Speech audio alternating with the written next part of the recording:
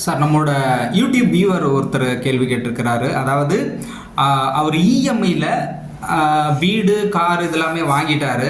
அவர் என்ன சொல்கிறாருன்னா, வாங்கும்போது ரொம்ப சந்தோஷமாக இருந்தது, ரொம்ப ஹாப்பியாக இருந்தது. ஊரில் ஃப்ரெண்ட்ஸ் எல்லாம் ரொம்ப சந்தோஷப்பட்டாங்க, ஃபேமிலி எல்லாமே சந்தோஷப்பட்டாங்க, ரிலேட்டிவ் எல்லாம் சந்தோஷப்பட்டாங்க. இப்போ திரும்ப கொஞ்சம் கொஞ்சமாக கட்டும்போது நாக்கு தள்ளுது, ஏன்டா வாங்கணும், பேசாமல் வாடகை வீட்டிலே இருந்திருக்கலாம் போல இருக்கே அப்படின்னு நினைக்க தோணுது. இஎம்ஐ கட்டவே முடியல, ரொம்ப கஷ்டப்பட்டுக்கிட்டு இருக்கிறேன். இதை அடைக்கிறதுக்கு இஎம்ஐ உடனடியாக அடைப்பதற்கு, கஷ்டம் இல்லாமல் அடைப்பதற்கு ஏதாவது வழி, டிப்ஸ் ஏதாவது இருந்தால் சொல்லுங்கள் அப்படின்னு கேட்டிருக்கிறாரு. இதுக்கு உங்களுடைய பதில் என்ன டாக்டர்? அதாவது இந்த பிரச்சனை இவருக்கு மட்டும் இல்லை, உலகம் முழுசுமே இருக்கும். உலகம் முழுவதுமே இருக்கின்ற பிரச்சனை தான் இது. எல்லாருக்குமே வரவு ஒரு பக்கம், செலவு ஒரு பக்கம். இந்த வரவையும் செலவையும் பேலன்ஸ் பண்ண தெரியாமல் தளரும் பொழுது தான் கடன்கள் வருது. வரவுக்கேற்ற செலவு செய், இது ஒரு பழமொழி. செலவுக்கு ஏற்ற மாதிரி சம்பாதி, இது ஒரு புதுமொழி.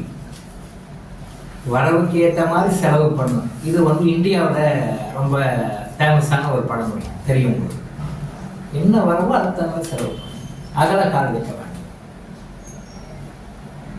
இன்னொரு புதுமொழி என்னுடைய குரு எனக்கு சொன்னது, அப்படியெல்லாம் கிடையாது, செலவுக்கு ஏற்ற மாதிரி சம்பாதிங்க அப்படின்னு என்னுடைய குரு அடிக்கடி சொல்லுவார். செலவுக்கு ஏற்ற மாதிரி சம்பாதிச்சுக்கோங்க, நீங்கள் செலவை கட்டுப்படுத்த வேண்டாம். சரியான விஷயம் தான்.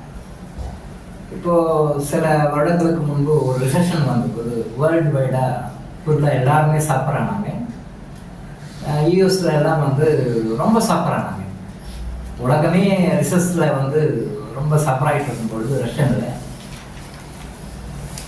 இந்தியா மட்டும் கொஞ்சம் அப்படியே சமாளிச்சுட்டு வந்துட்டாங்க. ஏன் அப்படின்னா, இந்தியன்ஸுடைய ஒரு மென்டாலிட்டி, முடிஞ்ச வரைக்கும் கடன் போக வேண்டாம், கடன் வாங்க வேண்டாம் அப்படின்ற ஒரு படம். வரவுக்கு ஏற்ற மாதிரி செலவு பண்ணுங்க. ஃபாரினர்ஸ் செலவுக்கு ஏற்ற மாதிரி சம்பாதின்றதை அப்ளை பண்ண மாட்டாங்க, பட் நல்லா ஃப்ரீயாக செலவு பண்ணுவாங்க, கடன் வாங்கினா கூட செலவு பண்ணுவாங்க. அதனால தான் அந்த டைமில் ஃபாரினர்ஸ் ரொம்ப சஃபரானாங்க. அதை தான் இந்தியன்ஸ் எல்லாருமே ரொம்ப சஃபரானாங்க. இந்தியன்ஸ் கொஞ்சம் பேலன்ஸ் பண்ணிக்கிட்டாங்க. அப்போ மீடியாவிலலாம் கூட என்ன சொன்னாங்க, இந்தியாவில் அந்த சேமிப்பு பழக்கம் இருக்குது, வரவு வந்ததுன்னா அதை குறிப்பிட்ட அளவு சேமித்து வச்சுக்கணும், அப்போ சேமித்து வச்சதுனால தான் இதெல்லாம் சமாளிக்க முடியுதுன்னு பெருமையாக மீடியாஸ்லையும் சோஷியல் மீடியாஸ் நிறைய கமெண்ட்ஸு, நிறைய ஆர்டிகிள்ஸ்லாம் வந்து உண்மைதான். ஏன் கடன் வாங்குறோம்? நம்முடைய வரவுக்கு தேவையான அளவு செலவுக்கு என்ன வித்தியாசம் இருக்கு? வரவு எவ்வளவு, செலவு எவ்வளவு?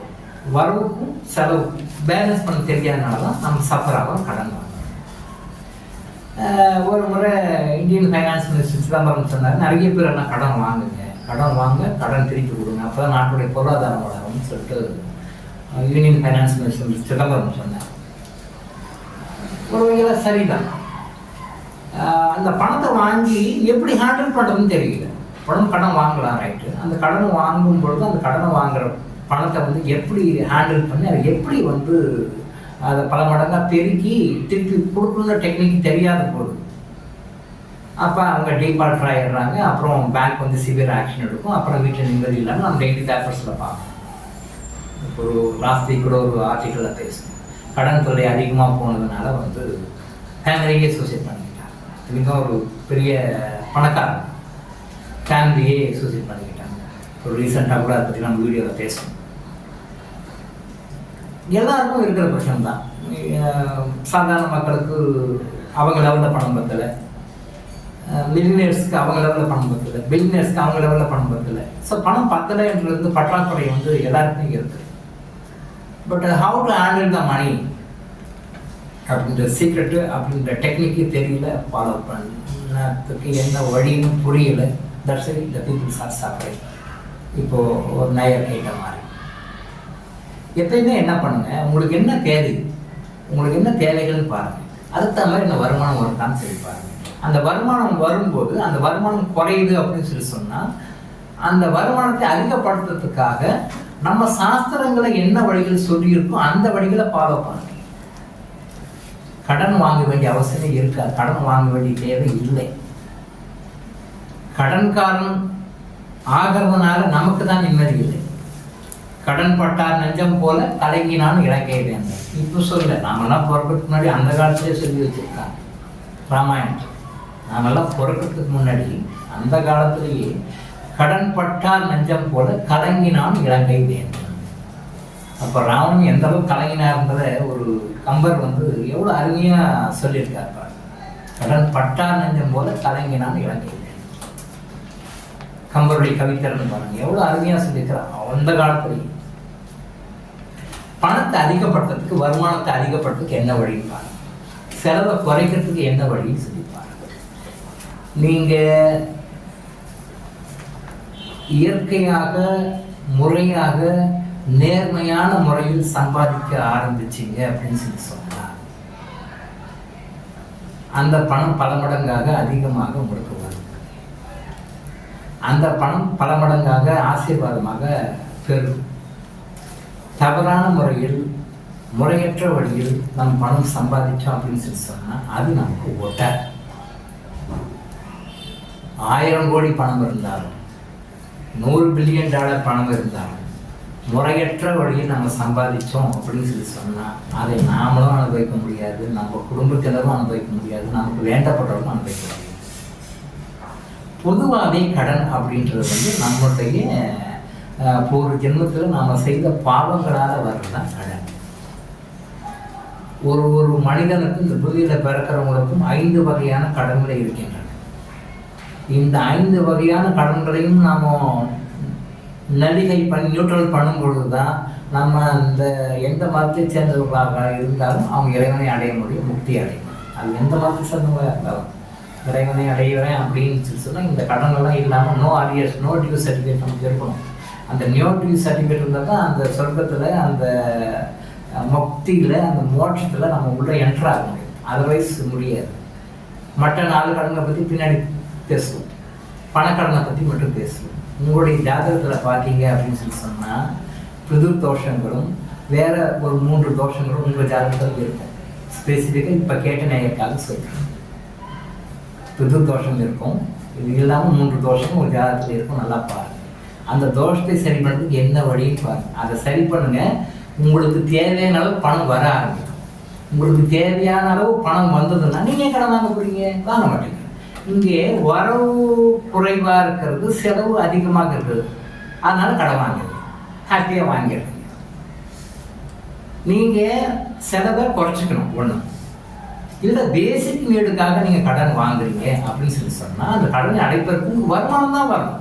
இன்னொருத்தர்கிட்ட திருட்டி கொடுக்க முடியாது, இன்னொருத்தர்கிட்ட ஏமாற்றி கொடுக்க முடியாது. நீங்கள் நியாயமான முறையில் நேர்மையான முறையில் சம்பாதித்து தான் அந்த கடனை அடைக்கணும். உங்களுடைய அரஸ்கோப்பில் இருக்கிற அந்த புது தோஷத்தையும் இன்னும் ஒரு 3 தோஷங்கள் இருக்குது. அந்த நாளையும் நீங்கள் எப்படி நடத்தை பண்ணுறதுன்னு தெரிஞ்சு நடத்தை பண்ணிட்டீங்கன்னு சொல்லி சொன்னால் கடன்களை தீர்க்கின்ற அளவுக்கு நேர்மையான முறையில் உங்களுக்கு பணம் வரும். கடன்களை தீர்க்கின்ற அளவுக்கு நேர்மையான முறையில் உங்களுக்கு பணம் வரும். அதுதான். தவறான முறையில் பணம் வந்தால் அது வந்த மாதிரியே போயிடும். ஆனால் நமக்கு எந்த பிரயோஜனமும் இல்லை. நோ யூஸ் பட்டால் கொஞ்சம் கூட பெனிஃபிட் கிடையாது. ஸோ அந்த பரிகாரங்களை முறையாக பண்ணி மன்னிப்பு கேட்கணும். நீங்கள் யாருக்கு என்ன கஷ்டம் கொடுத்தீங்க அப்படின்றது உங்கள் ஜாதகத்தில் இருக்கும், உங்கள் மனசுக்கு தெரியும். அதுக்கு முறையாக நீங்கள் மன்னிப்பு, இறைவன்கிட்ட மன்னிப்பு கேட்டுட்டு அதுக்கு முறையான பரிகாரத்தை பண்ணிவிட்டு நீங்கள் ஜாதகத்தில் இருக்கிற அந்த 4 தோஷங்களை கிளியர் பண்ணும் பொழுது உங்களுடைய கட்டங்கள்லாம் வந்து காணாத போயிடும். உங்கள் கையில் பணம் வந்து செலவுக்கு மேலே அதிகமாக பணம் வருமானம் வரும். செலவுக்கும் மேலே அதிகமாக உங்களுக்கு பணம் வரும். அதிகமாக உங்களுக்கு பணம் வரும்போது இருக்கிற கடைகளெல்லாம் அடைச்சிட்டு நீங்கள் பெரிய ஹாப்பியாக அபண்டன்ஸோடு வாழ முடியும். எப்படி வாழ முடியும்? Abundance with abundance. அபண்டன்ஸ்னால் என்ன மீனிங்? உங்களுக்கு என்ன தேவையோ தேவைக்கும் அதிகமாக பல மடங்கு பணம் உங்களிடம் இருப்பது தான் அபண்டன்ஸ். வரவுக்கும் செலவுக்கும் பத்தலை, வரவு எட்டனா செலவு பத்தனா அப்படி கிடையாது. என்ன பணம் உங்களுக்கு தேவையோ நல்லா லக்ஸுரியஸாக ஹாப்பியாக சந்தோஷமாக கம்ஃபர்டபுளாக இருக்கிறதுக்கு என்ன பணம் தேவையோ கடன்கள் இல்லாமல் அந்த அளவுக்கு பணம் உங்களுக்கு வரும். அது வருவதற்கு உண்டான வழிகள் நீங்கள் செய்யணும். பணத்தை யாரோ ஒருத்தவங்க கொடுக்க மாட்டாங்க. அந்த வரத்துக்கு உண்டான அந்த பிளாக்கேஜஸ் இருக்கு இல்லையா, அந்த பிளாக்கேஜஸ் ரிமூவ் பண்ணுறதுக்கு நீங்கள் என்ன செய்யணும், அதை நீங்கள் கரெக்டாக செஞ்சுட்டீங்க அப்படின்னு சொல்லி சொன்னால் பிளாக்கேஜஸ் ரிமூவ் ஆகிடும். உங்களுக்கு வர வேண்டிய பணம் வரும். இருக்கிற கடன்களை அடைத்து விட்டு எல்லா இஎம்ஐயும் க்ளோஸ் பண்ணிட்டு எல்லா இஎம்ஐஸ்க்கு குட் பை சொல்லிட்டு ஹாப்பியாக உங்களால் இருக்க முடியும். ஸோ முறையான பரிகாரத்தை கரெக்டாக செய்யணும். டாக்டர் இளங்கோ ஆயுஷ் ஹாஸ்பிட்டல் வழங்கும் விழிப்புணர்வு. தொடர்ந்து இது மாதிரி பல அவேர்னஸ் வீடியோக்களை பார்க்க நம்ம சேனலை சப்ஸ்கிரைப் பண்ணிவிட்டு பெல் பட்டனை ப்ரெஸ் பண்ணுங்கள்.